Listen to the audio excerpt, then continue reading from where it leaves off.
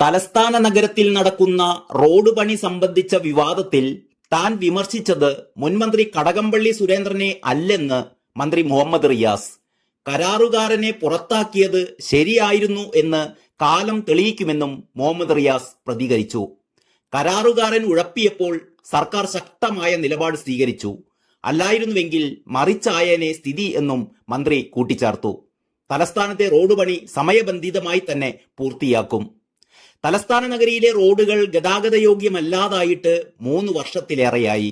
3 മാസം കൊണ്ട് പണി തീരുമെന്ന് പ്രഖ്യാപിച്ച് കൂട്ടത്തോടെ റോഡ് പൊളിച്ചതോടെ ജനം നട്ടം തിരിയുകയാണ്. ഇതിനെതിരെ വൻ വിമർശനങ്ങൾ ഉയർന്നതിനിടെയാണ് സ്മാർട്ട് സിറ്റി അമൃത് പദ്ധതികളുടെ നടത്തിപ്പ് ക്രമക്കേടുകൾ ചൂണ്ടിക്കാട്ടി കോർപ്പറേഷൻ വികസന സമിതി യോഗത്തിൽ കടകംപള്ളി പ്രസംഗിച്ചത്. എന്നാൽ ആകാശത്ത് റോഡ് നിർമ്മിക്കാനാകുമോ എന്ന് തിരിച്ചു ചോദിച്ച മന്ത്രി മുഹമ്മദ് റിയാസ് കരാറുകാരനെ പുറത്താക്കിയത് ചിലർക്ക് പൊള്ളി എന്നും കൂടി പറഞ്ഞതോടെ വിവാദം പിടിവിടുകയായിരുന്നു.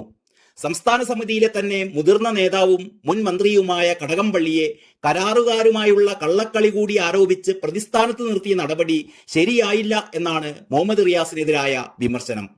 താരതമ്യേന ജൂനിയറായ മുഹമ്മദ് റിയാസിന്റെ നടപടിയിൽ ജില്ലാ നേതൃത്വത്തിന് കടുത്ത അതൃപ്തിയും പ്രതിഷേധവുമാണുള്ളത്. കരാറുകാരെ ഉദ്യോഗസ്ഥരും ഉദ്യോഗസ്ഥരെ ഭരണ സംവിധാനവും നിയന്ത്രിക്കണമെന്ന് പറഞ്ഞാൽ അതിൽ മന്ത്രിക്ക് പൊള്ളാൻ ഇത്രമാത്രം എന്തിരിക്കുന്നു എന്നാണ് നേതാക്കന്മാർ ചോദിക്കുന്നത്. മാത്രവുമല്ല, നിയമസഭയിൽ സബ്മിഷനായി അടക്കം ഇതേ വിഷയം മുൻപ് അവതരിപ്പിച്ചിട്ടുമുണ്ട്.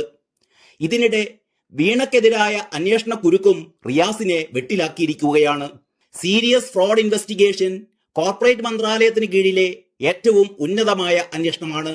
വീണ വിജയൻ മാസപ്പടി വാങ്ങിയതടക്കമുള്ള പരാതികളാണ് SFIO അന്വേഷിക്കുന്നത്. 6 അംഗ സംഘത്തെയാണ് ഇതിനായി ചുമതലപ്പെടുത്തിയിരിക്കുന്നത്. പ്രതികൾ കുറ്റക്കാരെന്ന് തെളിഞ്ഞാൽ അറസ്റ്റ് ചെയ്യാൻ പോലും അധികാരമുള്ള ഏജൻസിയാണ് ഇപ്പോൾ അന്വേഷണ ചുമതല ഏറ്റെടുത്തിരിക്കുന്നത്. വീണ വിജയന്റെ കമ്പനി എക്സാലോജിക്കിനെതിരായ അന്വേഷണത്തിൽ പുതുതായി ഒന്നും പറയാനില്ലെന്നാണ് മുഹമ്മദ് റിയാസ് മാധ്യമങ്ങളോട് പ്രതികരിച്ചത്. News desk Kalakaumudi.